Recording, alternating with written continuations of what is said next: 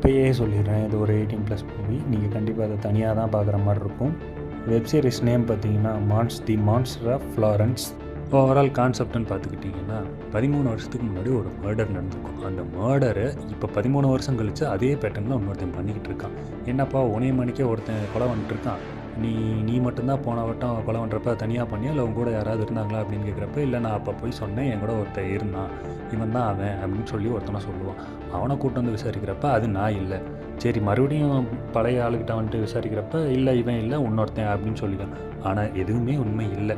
கிளைமேக்ஸாக தான் உங்களுக்கு full and full தெளிவாக சொல்லியிருப்பானுங்க. படம் கொஞ்சம் பயங்கரமாக இருக்கும். அதுவும் இல்லாமல் அந்த பொண்ணுங்கள்லாம் எவ்வளோ கஷ்டப்பட்டாங்கன்றதை இந்த மூவியில் தெளிவாக எடுத்து சொல்லியிருப்பாங்க. ஃபஸ்ட் எடுத்தோடனே உங்களுக்கு ஒரு மாதிரி இருக்கும், என்னடா இப்படிலாம் பண்ணிருக்காங்க அப்படின்னு. ஆனால் கிளைமேக்ஸில் உங்களுக்கு கொடுப்பாங்க ஒரு ட்விஸ்ட்டு, அதை நீங்கள் தாங்கவே முடியாது. 2025 ரிலீஸ் ஆகிருக்குது, நெட்ஃப்ளிக்ஸில் அவைலபிளாக இருக்குது. இதை கண்டிப்பாக எல்லோரும் பார்க்கலாம். ஆனால் ப்ளஸ் தனியாகவே பாருங்கள், ரொம்ப அடல்ட் கண்டென்ட் நிறையாவே இருக்கும். இது மாதிரி மூவி அப்டேட்ஸ் பற்றி தெரிஞ்சுக்க நம்ம பேஜை மறக்காமல் ஃபாலோ பண்ணி வச்சுக்கோங்க. நீங்கள் ஃபாலோ பண்ணால் தான் எனக்கு ஒரு மோட்டிவேஷனலாக இருக்கும். நெக்ஸ்ட் வீடியோவில் மீட் பண்ணுவோம். பாய்.